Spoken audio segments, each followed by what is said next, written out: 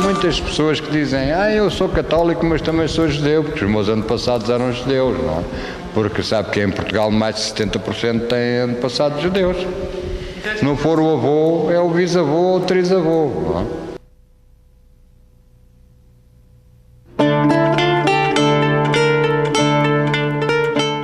Esta viagem começa no extremo sul de Portugal, onde o mar é azul e frio, as casas brancas e os visitantes vêm dos países do norte da Europa, atrás de calor e boa comida.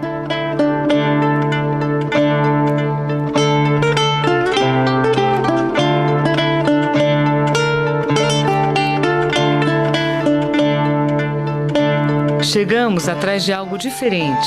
Num misto de expectativa e curiosidade, entramos em Portugal por terra, vindas de Sevilha, na Espanha. Quem sabe, fazendo o mesmo trajeto que há mais de 500 anos fizeram milhares de homens, mulheres e crianças em busca de um lugar onde pudessem simplesmente viver.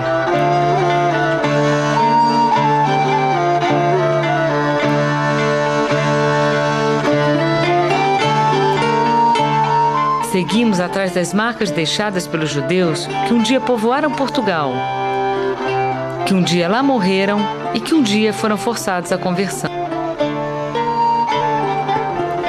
Normalmente aquelas pessoas com apelidos de árvores, os carvalhos, as nogueiras, as pereiras, as oliveiras, os silvas, e não só, pois há os caetanos, Pessoas, Amorins, Rodrigues, Lopes, Cardoso, Sousas, Nunes, Mendes, Azevedos. Essas pessoas têm antepassados judeus. Aqueles que não se curvaram à máquina de morte instituída pela Igreja Católica na figura do Santo Ofício e continuaram secretamente acreditando em seu Deus, foram jogados à margem da história e submetidos a humilhações e torturas inimagináveis. São eles os marranos, conversos de nome, não de alma.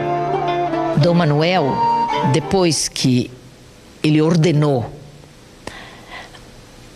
a conversão forçada de todos os judeus ao catolicismo, ele ficou preocupado e assustou-se com o grande número de judeus que quiseram sair. E ele então fechou os portos, fechou todas as saídas e não permitiu mais que nenhum judeu deixasse Portugal.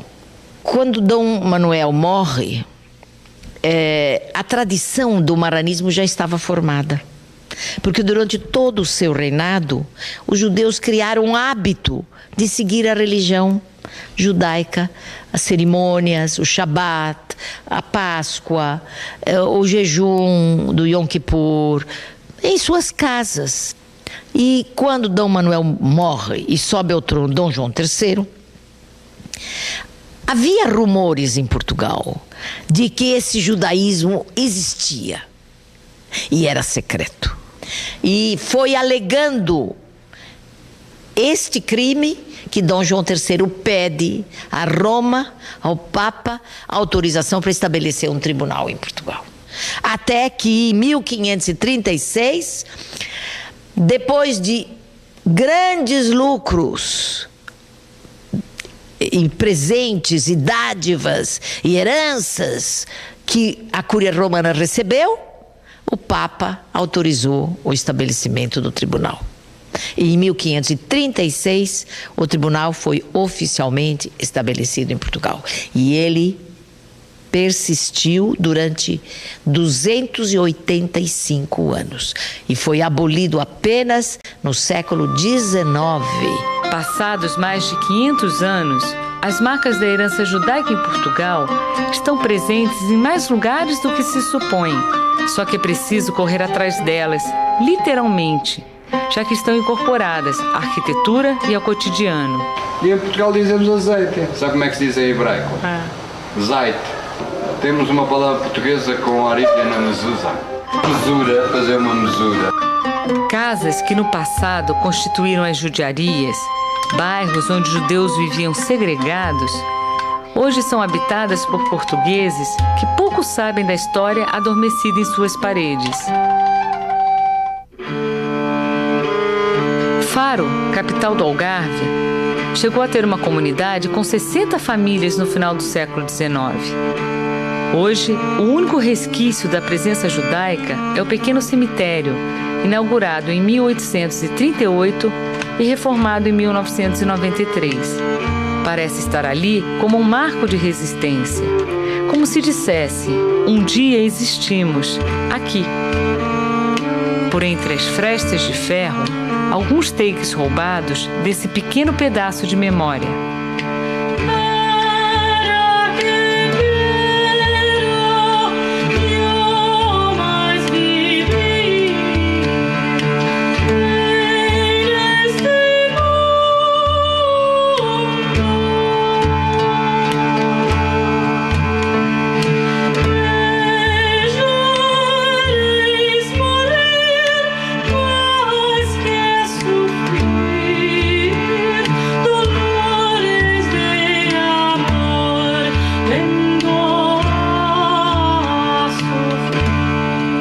Deixamos a costa e adentramos o país pelas planícies do Alentejo. Quanto mais nos aproximamos da fronteira com a província de Cáceres, mais indícios encontramos dos judeus expulsos de Espanha em 1492 que fugiram para Portugal. Referências que resistiram ao calor das fogueiras permanecem nos nomes de ruas e bairros, nos umbrais das portas.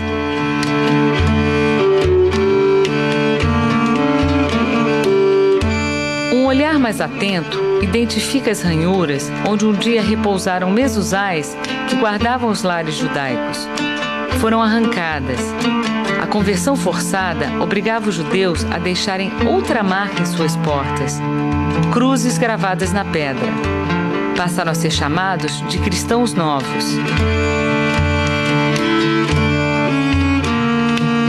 Dom João II fez uma coisa mais horrorosa ainda. Ele mandou tirar todas as crianças de 2 a 10 anos dos pais judeus e mandou todas essas crianças para a ilha de São Tomé, que eram chamadas as ilhas desertas, que eram desabitadas, onde ele mandava os piores criminosos, e uma ilha onde só havia répteis e animais selvagens. Samuel Usque, um dos cronistas judeus do século XVI, ele conta que essas crianças foram comidas pelas feras. Mas esse fenômeno de tirar as crianças é muito comum na história de Portugal. Não foi só Dom João II, Dom Manuel também. Ele mandou também tirar as crianças até os 14 anos dos pais e para serem criadas pelas famílias cristãs. Às vezes a gente fica até pensando por que as mães judias são tão histéricas, mas se a gente for recapitular a história, a gente vai encontrar vários fenômenos que podem fundamentar esta histeria da mãe judaica, que em vários momentos da história nós encontramos a vingança feita com as crianças. Em vários episódios da história. 1,5 milhão de crianças morreram no Holocausto também. Não é? Quer dizer que você vê que violentar o amor materno foi das expressões do antissemitismo.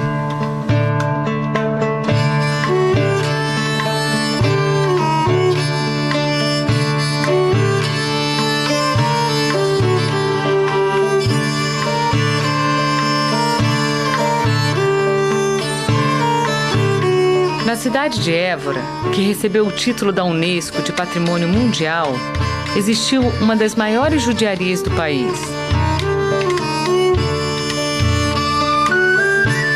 Hoje, os vestígios do bairro judeu podem ser encontrados logo que adentramos as muralhas que cercam a cidade velha.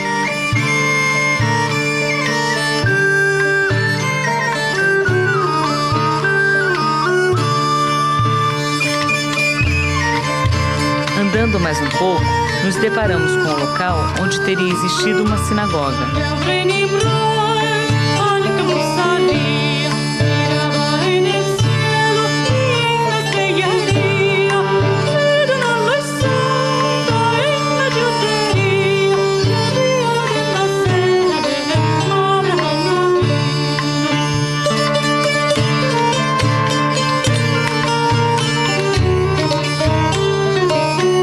Esta placa, na travessa de cima, marca o local onde possivelmente se erguiam as portas da judiaria.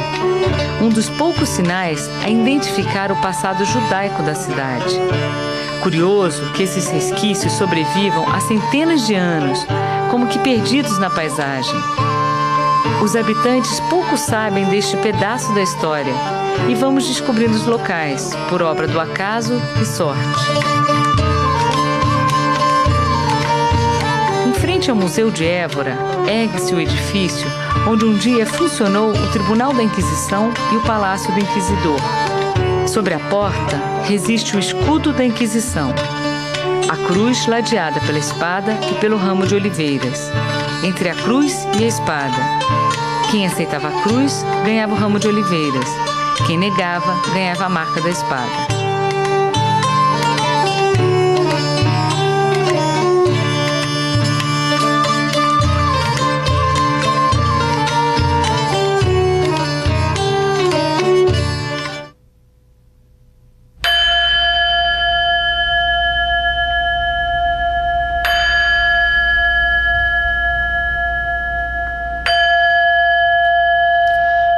Voltamos um pouco mais no tempo e entramos no século XII pela cidade de Tomar. A cidade foi sede da mais conhecida organização militar religiosa da Idade Média, os Cavaleiros Templários.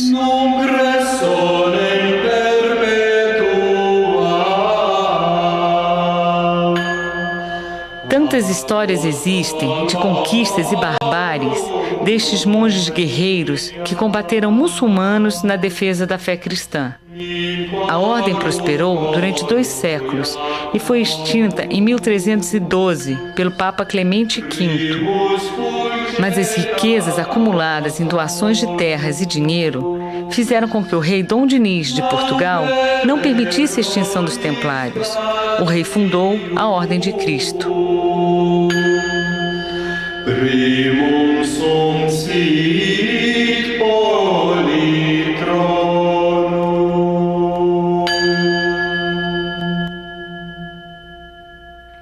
No castelo de Tomar ainda resiste a imponente austeridade dos Cavaleiros do Templo, com seus mistérios que até hoje fascinam milhares de pessoas no mundo inteiro.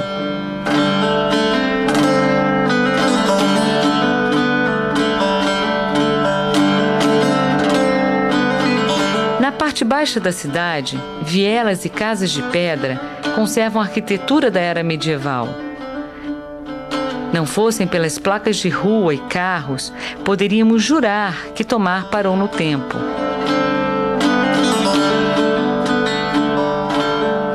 Os judeus chegaram por aqui no século XIV e logo se tornaram uma comunidade próspera. Construíram uma sinagoga entre 1436 e 1460. Mas, como em todo Portugal, também foram expulsos ou forçados à conversão no final do século XV, pelo Edito de 1496. Durante 5 séculos, a velha sinagoga foi profanada das mais diversas formas. Transformou-se em cadeia, depois em igreja e no início do século XX era um armazém. Foi nesta época que o engenheiro de Minas Samuel Schwartz, um judeu polonês que se estabeleceu em Portugal, comprou o edifício, resgatando assim a memória judaica de Tomar. Nos dias de hoje, a Sinagoga de Tomar é o templo judaico mais antigo de Portugal. Nela funciona o Museu Luso-Hebraico Abrão Zacuto, homenagem ao grande sábio português, um dos mais notáveis intelectuais do século XV.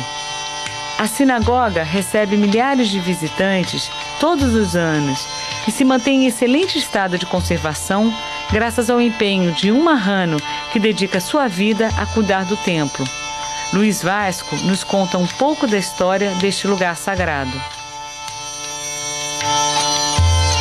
Foi construído por volta de 1438 e tem 4 colunas, porque normalmente os judeus sefarditas, mas mais os judeus portugueses, construíam sinagogas com 4 colunas em honra das 4 matriarcas, das 4 mães de Israel. A Sara, a outra a Rebeca, lá atrás as 2 irmãs, a Lia e a Raquel, que eram filhas de Labão e casaram com Jacó.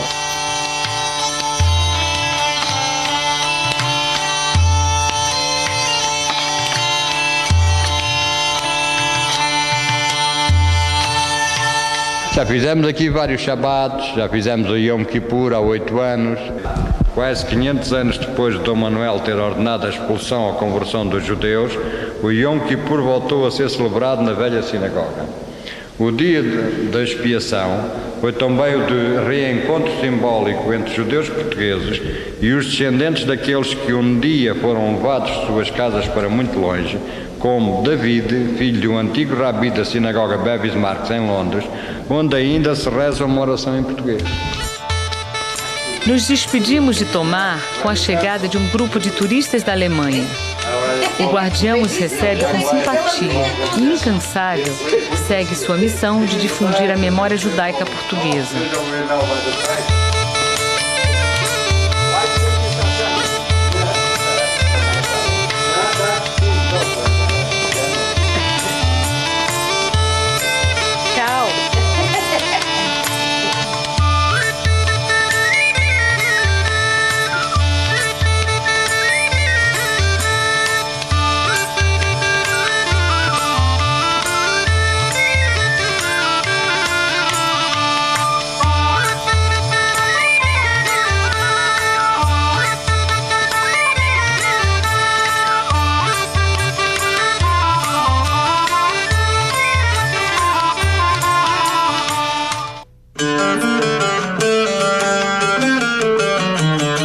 Chegamos a Castelo de Vide, a menos de 1 hora da fronteira com a Espanha. Logo vemos placas indicando locais como o bairro judeu e a sinagoga medieval.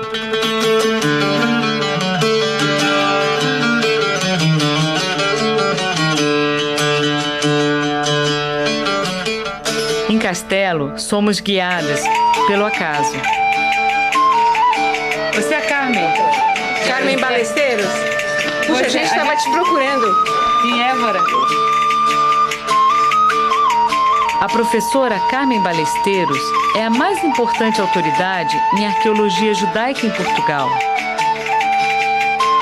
Chamo-me Carmen Balesteiros, sou professora na Universidade de Évora, no Departamento de História, e desenvolvo em Portugal um projeto de investigação sob o título Arqueologia Judaica em Portugal.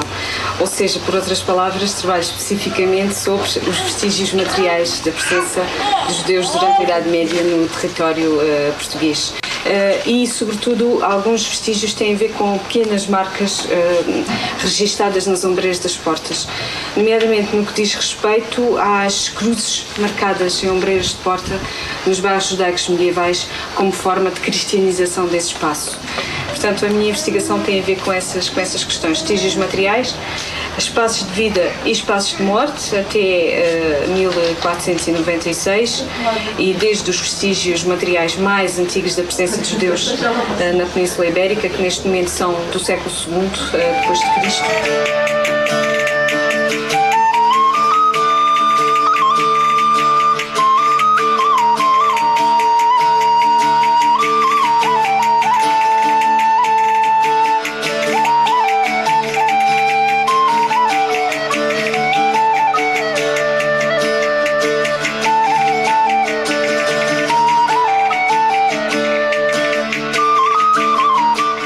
Que foi construído alguns no final do século XIV e inícios do século XV e insere-se dentro de um bairro com uma unidade arquitetónica, um discurso construtivo muito semelhante, muito interessante, várias marcas na mezuzá ao longo deste bairro, ainda com a toponímia de origem medieval. Estamos na Rua da Judiaria, ali fica a ruína da Judiaria. Existe a tradição da Casa do Rabi ser na ruína da Judiaria, mesmo aqui por trás. Tem uma marca na mezuzá. Aqui ao fundo desta rua era certamente uma das zonas que fechava a judiaria. Aliás, ainda podemos ver na pedra, no afloramento, o negativo do encaixe de um osso de porta. Portanto, foi uma joalheria fechada por estruturas, materiais não perduráveis, portanto, provavelmente uma porta em madeira. Ou seja, os vestígios estão cá, obviamente para os olhos mais incautos e mais desprevenidos não são fáceis de ler, mas eles estão cá para quem, obviamente, percebe alguma coisa do mundo material e do mundo religioso judaico.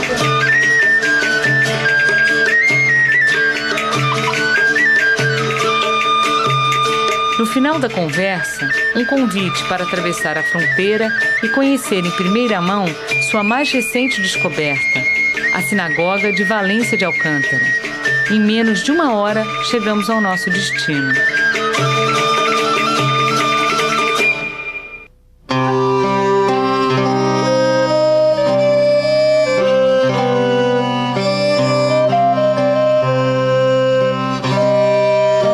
Estamos em Valência de Alcântara. Valência de Alcântara fica muito pertinho da fronteira com Portugal, a cerca de 25 km, próximo de Castelo de Vide e Marvão, e é uma vilazinha certamente de origem ainda pré-romana, com uma ocupação romana interessante e obviamente com uma tradição também medieval significativa. Há notícias da presença judaica aqui, pelo menos documental, desde o século XII, XIII. A comunidade judaica durante o século XIII era uma comunidade importante. No século XIV ela diminui um pouco em termos demográficos e talvez isso se compreenda obviamente pelas múltiplas perseguições, pelos movimentos antissemíticos do século XIV e depois do século XV.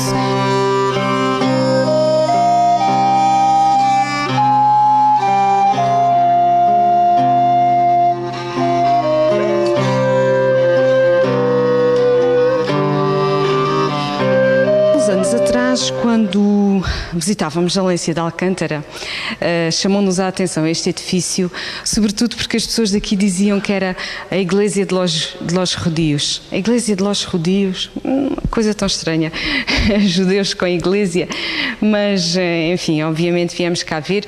Nessa altura espreitámos apenas pelo buraco da fechadura e quando espreitámos pelo buraco da fechadura, porque era uma garagem, um sítio para guardar carros, deparámos-nos logo imediatamente com estas 4 colunas centrais, com este aspecto magnífico. Depois de termos conhecido a Sinagoga Tomar, é evidente que não podíamos ficar indiferente à arquitetura desta. Portanto, parece-nos que é uma sinagoga que obedece ao modelo sefardita de construção das sinagogas, quadrangulares, com cerca de 8, 9 a 10 metros por 8, 9 a 10 metros. Portanto, aqui nesta zona da Península Ibérica e sobretudo junto à Raia, há algumas sinagogas com esta dimensão, quadrangulares para o espaço de oração, retangulares para o espaço das mulheres, as 4 colunas centrais definindo a zona da Bimá e, portanto, é um espaço arquitetónico muitíssimo interessante.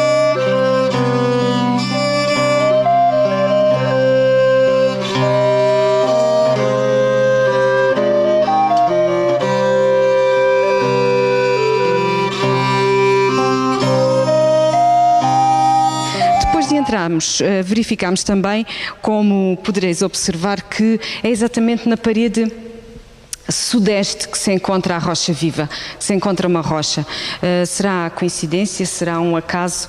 Ou será que efetivamente o facto desta rocha que aqui foi deixada e que não foi retirada quer significar alguma coisa e tem alguma lembrança, alguma memória da pedra fundamental do Templo de Salomão? É possível que seja isso. É interessante também que Valência de Alcântara é um bairro judaico onde podemos encontrar toda uma série de cruzes espalhadas pelas ombreiras das portas. Cristianização do espaço, cristianização de um bairro, numa vila onde ainda por cima se deu um casamento real muitíssimo importante para a história dos judeus peninsulares. O casamento entre o nosso rei Dom Manuel e a infanta Dona Isabel, filha dos reis católicos. Foi na igreja de Rocamadouro, um pouco mais acima, que teve lugar esse casamento que motivou a expulsão dos judeus de Portugal em 1496. Naturalmente esse casamento teve implicações na estrutura do espaço. A Inquisição também esteve aqui presente. Aliás, temos uma pedra de armas da Inquisição numa das ruas, a Calha Bordalo. E naturalmente deve ter havido preocupação em cristianizar também este espaço. Uma intervenção arqueológica não deve ir só à procura de um tema em especial, da ocupação de um sítio como sinagoga ou como outra coisa qualquer. No fundo, aquilo que se pretende é compreender o espaço todo na sua globalidade. Foi isso que tentámos fazer e penso que minimamente foi isso que conseguimos.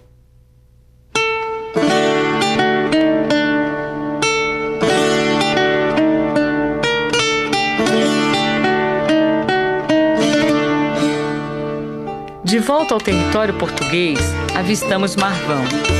A cidade impõe na paisagem ares de fortaleza.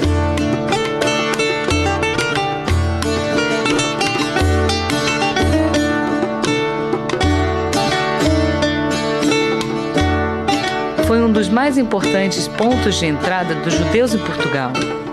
Pela Torre da Portagem, atravessavam e pagavam por sua suposta liberdade no reino de Dom Manuel.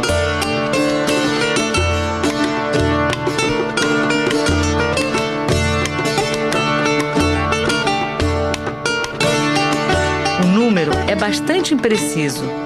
Calcula-se que entre 15 mil e 120 mil judeus cruzaram a fronteira fugindo da Inquisição Espanhola. É preciso tomar muito cuidado quando nós falamos de Sefarat.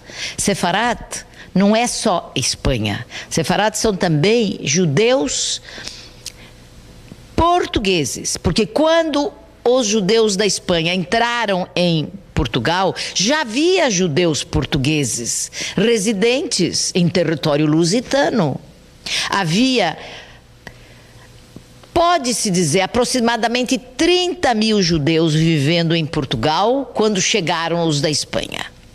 30 mil a 50 mil. É impossível a gente precisar o número. Se chegaram 120 mil, ou digamos 100 mil, então, no mínimo, 150 mil judeus passaram a viver em Portugal. Nessa época, a população de todo Portugal era 1 milhão. Então você veja, 15% da população seria de origem judaica, que vive nas cidades, que tem profissões importantes, que são cientistas, profissionais liberais, que são mercadores, homens ligados ao comércio internacional. Essa camada de gente representa 10, 15% de uma população. Isso é uma coisa extraordinária. Então imagine, Portugal no século XVI, ele tinha 15% da população era judaica.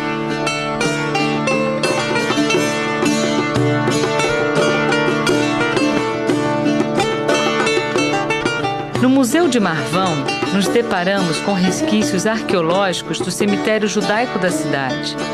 2 lápides funerárias decoradas com a menorá. Peças como estas são extremamente raras em Portugal. Parecem ter sido enterradas junto com a história de um período de trevas da Península Ibérica.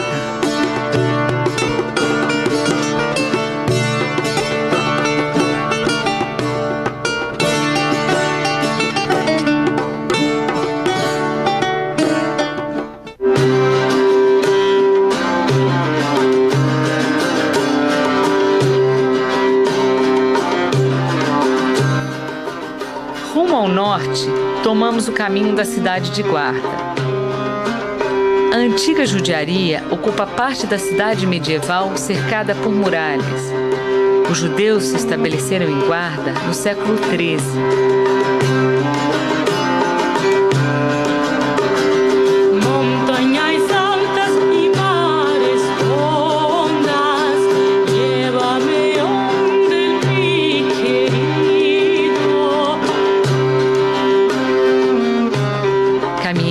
Por ruas estreitas e casas de pedra, que parecem adormecidas no tempo. Llévame onde mi amor, el que me dé consolación. Passados mais de 500 anos, os locais permaneceram, mas os judeus se foram.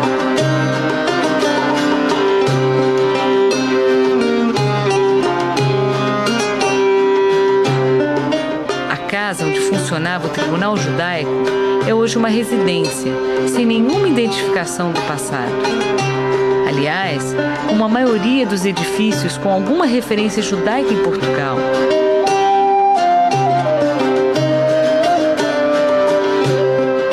É preciso ter olhos atentos para descobrir as marcas da história.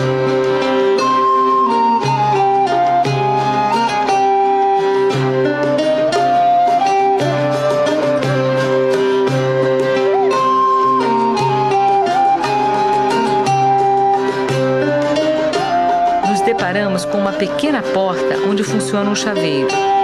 No umbral, a cruz esculpida na pedra é a marca da residência, outrora judaica e hoje cristã.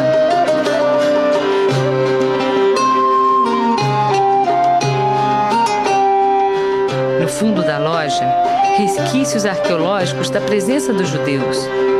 As marcas na parede são apenas desenhos exóticos que enfeitam a loja e atraem alguns viajantes mais curiosos.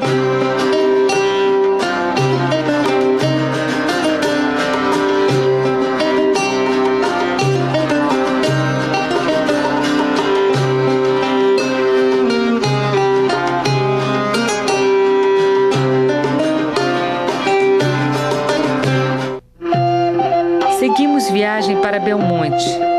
A curiosidade aumenta à medida que nos aproximamos da pequena cidade erguida nos confins de Portugal. Diz-se que os judeus de Belmonte conseguiram preservar a tradição religiosa graças à localização da cidade. O povoado, erguido numa área geograficamente acidentada da região da Beira Alta, dificultava o acesso dos inquisidores do Santo Ofício. Isso não significava, porém, que os judeus pudessem seguir a religião livremente. As conversões também eram obrigatórias e o judaísmo se manteve graças à tradição oral. Normalmente eram as avós que mantinham sempre as tradições. Em Belmonte é a mesma coisa. As velhinhas é que mantêm a tradição, não são os homens. Eram tradições orais, não é? Porque não podiam ter papéis escritos, nada, tinham que decorar. Tinha que ser oral. Assim, Belmonte abrigou o mais importante núcleo de marranos do país, o único do mundo. O inusitado desta comunidade judaica é que sua existência só foi revelada depois da Primeira Guerra Mundial, pelo judeu Samuel Schwartz, que a descobriu por acaso. Foi na década de 20 que um engenheiro de Minas foi trabalhar no norte de Portugal, numa região Covilhã, Belmonte, e ele, pela primeira vez, divulgou uma notícia que era completamente desconhecida para o mundo: a existência de uma comunidade de judeus secretos. E ele percebeu que às sextas-feiras as ruas se esvaziavam. E ele não entendia por que eles paravam de trabalhar tão cedo e ficava tudo silencioso, as ruas ficavam vazias. Ele perguntou a esses operários e os operários relutavam em responder, não respondiam, até que ele conseguiu a confiança de um e ele disse: é porque nós somos judeus. E sexta-feira é o dia que as mulheres lavam a casa, limpam a roupa, limpam tudo, é o nosso Shabat.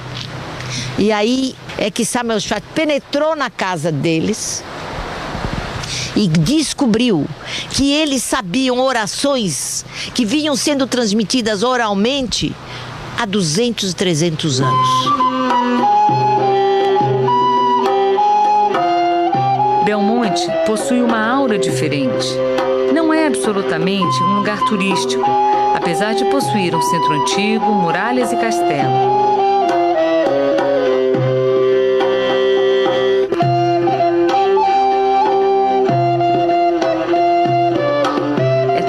A cidade natal de Pedro Álvares Cabral, descobridor do Brasil e descendente de uma nobre família da terra.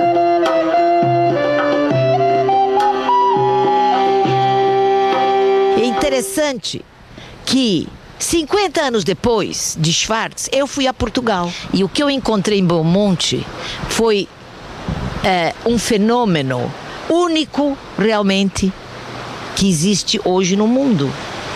Porque nós não conhecemos nenhuma outra comunidade secreta de marranos. É interessante que quando eu cheguei à vila, eu perguntei a várias pessoas se eles sabiam se havia cristãos novos na vila.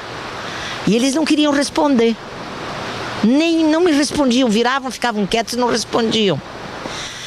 Foi aí que eu entrei numa loja de tecidos e um homem estava vendendo uns tecidos e eu cheguei perto dele e perguntei a ele: o senhor sabe se existem cristãos novos nesta vila? E ele não quis me responder também. Aí eu disse a ele: o senhor sabe que hoje existe um Estado livre, Israel, que toma conta dos judeus? Eu vim de lá agora. Quando eu disse isso, o homem imediatamente parou e ele então me disse que ele era um cristão novo também. Mas que ele não era aceito na comunidade, porque ele tinha casado com uma cristã velha.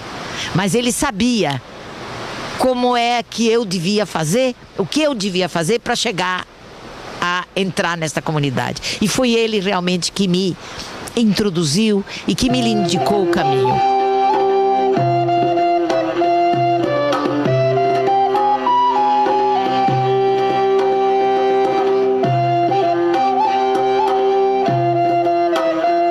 Foi muito interessante a minha estadia em Belmonte, porque eles não acreditaram em mim. E quando eu disse que eu era também judia, como eles desconfiaram. E aí, então, chamaram uma velhinha, que devia ter lá os seus 90 anos, e ela foi comigo para um quarto fechado, onde eu fiquei sozinha com ela, e ela me perguntou, fez então uma série de perguntas para saber quem eu era, antes deles confiarem em mim. E ela então me perguntou sobre as cerimônias judaicas. Quando morre alguém, o que a senhora faz? No Shabat, o que a senhora faz? No dia do jejum, como é que é? E ela começou a fazer uma série de perguntas para mim. E eu me vi muito embaraçada, porque eu respondi a todas elas, mas quando ela um momento me disse: então reza. Eu disse: bom, mas eu não posso rezar em português, porque a minha reza é em hebraico, é em outra língua. Ela falou: mas então reza. Aí eu rezei, mas eu não sabia rezar, eu não lembrava mais nada, eu só me lembrava de uma oraçãozinha que minha mãe tinha me ensinado quando eu era pequena, que eu devia fazer sempre antes de comer. Eu só me lembrava dessa pequenina oração. E eu falei essa oração para ela. E ela acreditou em mim. Ela abriu a porta, chamou todos os outros e disse: ela é uma das nossas. Em 1993, chegou à cidade um rabino vindo de Israel e a comunidade iniciou a construção da sinagoga Bet Eliyahu, hoje já aberta ao culto.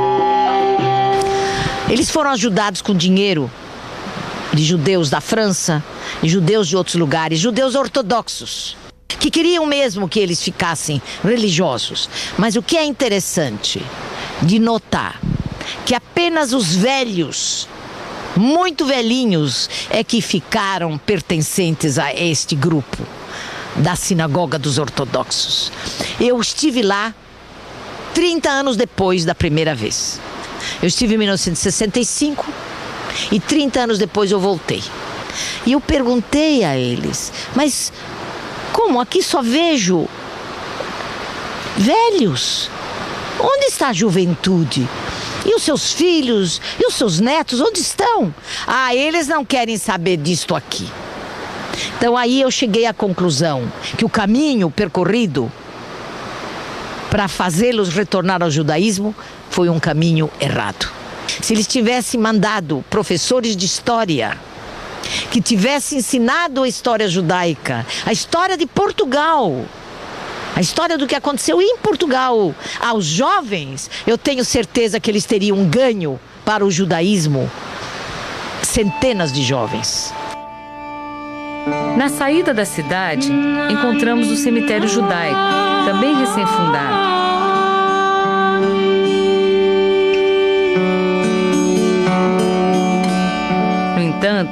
que nos chama a atenção é o pequeno cemitério na parte antiga da cidade.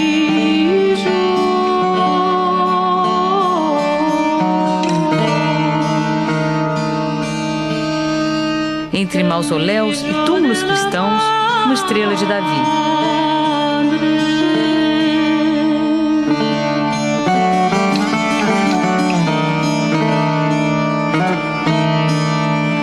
Portugal é um dos poucos lugares no mundo onde encontramos judeus e cristãos enterrados lado a lado.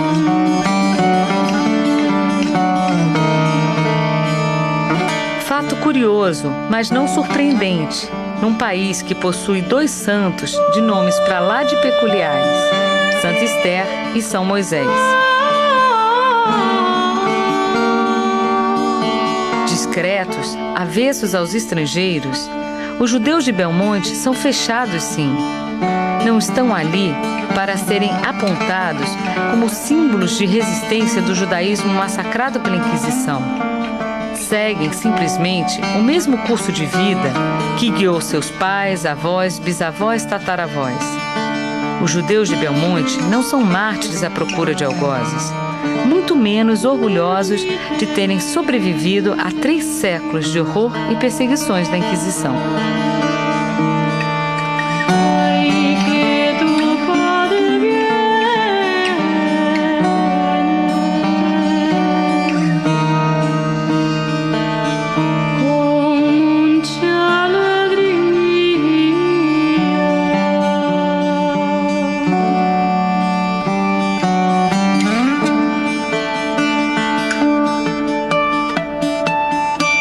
Foi isso que ficou daquela fantástica comunidade judaica de Portugal. Os eruditos, os escritores, os cientistas se assimilaram e desapareceram ou imigraram. Foram para a Holanda, para a Itália, para a Turquia e retornaram ao judaísmo. Ou desapareceram em Portugal, absorvidos pela sociedade ampla.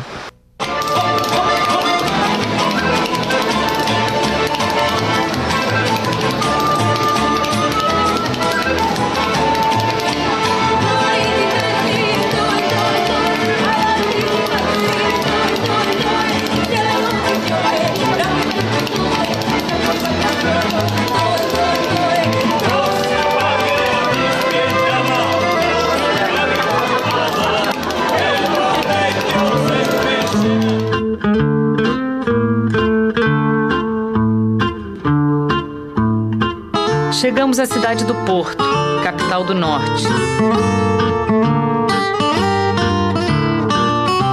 A região ganhou fama internacional graças à bebida produzida nos vinhedos às margens do Rio Douro. O vinho do Porto é único no mundo.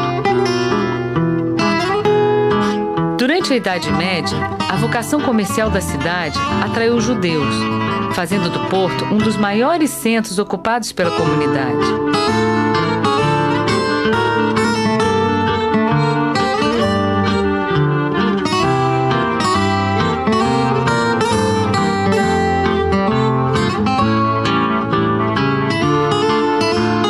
Chegou a ter 2 bairros judeus. A velha judiaria localizava-se na atual Rua de Santana, próxima à Rua Escura e ao Largo do Colégio.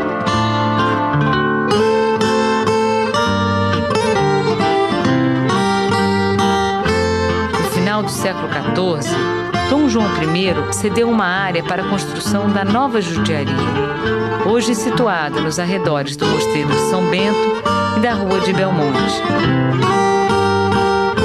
O traçado medieval se mantém, mas tantas foram as mudanças da arquitetura que o aspecto das judiarias se perdeu no tempo.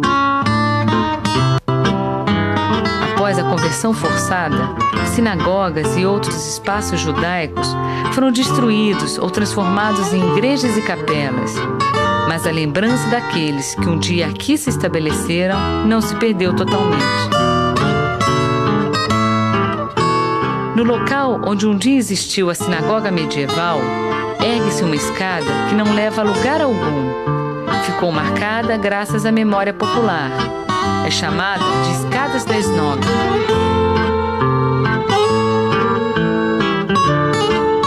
Hoje, o porto possui uma sinagoga de arquitetura moderna, construída em 1929.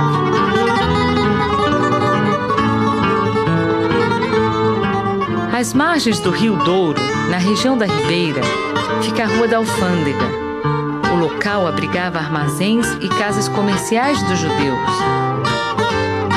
Apesar do antissemitismo nunca ter deixado de existir na Europa e, consequentemente, na Península Ibérica, antes de 1492, os judeus viviam em relativa tranquilidade em Portugal.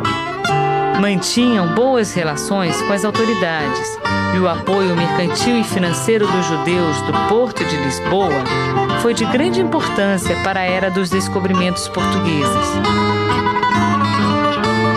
Tem se falado muito sobre o papel que os judeus representaram na época da formação do capitalismo comercial, no século XVII. E também o papel que os judeus representaram, os judeus sefaradins, na expansão da Europa para o Ocidente, isto é, para o Atlântico, para a América. É interessante lembrar que este papel, fundamentalmente, foi papel dos judeus portugueses e não dos judeus espanhóis. Quer dizer, os judeus de origem portuguesa, ou melhor, os cristãos novos, os portugueses de origem judaica, e não os espanhóis de origem judaica. Porque os judeus da Espanha que entraram em Portugal, eles acabaram se tornando portugueses. Passaram 3, 4, 5 gerações, eles eram portugueses. E foi como portugueses que eles atuaram no mundo. E em Portugal eles eram chamados portugueses de nação hebraica. E na Holanda eles eram chamados judeus de nação portuguesa. Afinal, os judeus não sabiam nunca o que eles eram. Se eles eram portugueses, se eles eram judeus, se eles eram laicos, se eles eram religiosos. Eles sempre jogavam-se, atiravam-se os judeus para o lado que se queria.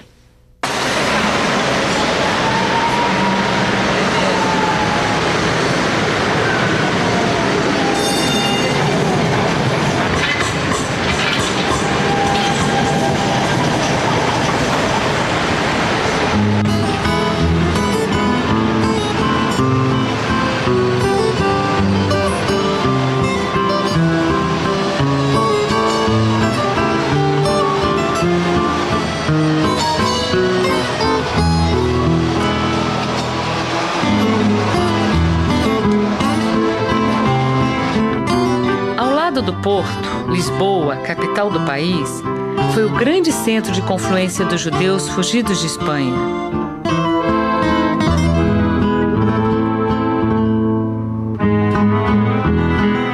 Situada às margens do rio Tejo, a cidade das 7 colinas ainda guarda alguns testemunhos da história.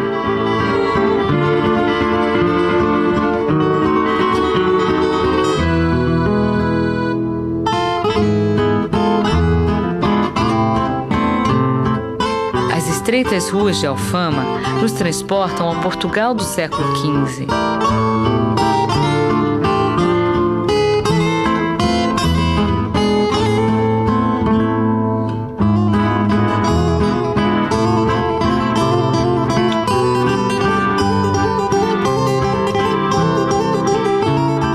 No número 8 do Beco das Barrelas, próximo à Rua da Judiaria, teria existido uma sinagoga.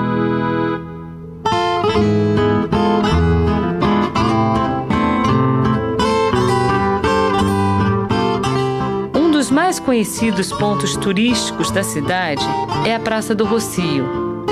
A história deste espaço monumental não pode jamais ser dissociada da trajetória dos judeus em Portugal. A praça foi cenário dos temidos autos de fé, cerimônias onde os judeus recebiam publicamente penas que iam desde a humilhação de usar trajes que os identificassem em qualquer lugar até a mais terrível das punições, arder na fogueira. Os autos de fé eram espetáculos de massa, era o divertimento, era o circo daquela época, onde, com a maior pompa, se realizava essa cerimônia de condenação aos hereges. Mas o que é interessante, que nesses autos de fé havia sempre um importante pregador, que ficava durante horas fazendo os seus sermões. E olha, interessante que nesses sermões, o que se acusava principalmente, e o que se mencionava, não eram sodomitas, não eram homossexuais, não eram bígamos, não eram feiticeiras, eram os judeus. Não é aquele herege que praticou o judaísmo em segredo a quem o sermonista se dirige, mas ele se dirige contra todo o povo judeu. Quer dizer, um antissemitismo moderno, não é um antissemitismo medieval que queria que todos os judeus se convertessem apenas. É um antissemitismo moderno contra o povo, contra a existência de um povo. Portugal tem hoje uma população de 8 milhões de habitantes. A comunidade judaica não chega a 3 mil pessoas.